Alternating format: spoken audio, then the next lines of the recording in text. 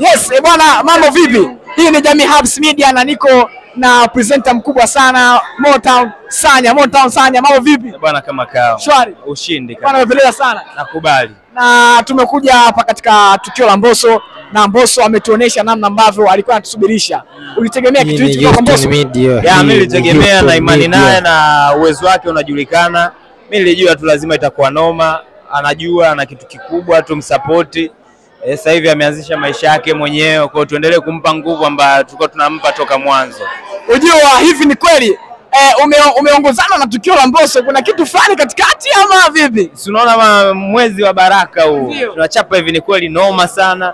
Mbosso amekuja na EP ya Room number 3 noma sana. Kwa hiyo kila kitu ni noma yani hapo. Tutegemee nini sasa katika hivi ni kweli season hii? Tutegemee nini? Manake mashambulizi yamekuwa makubwa sana.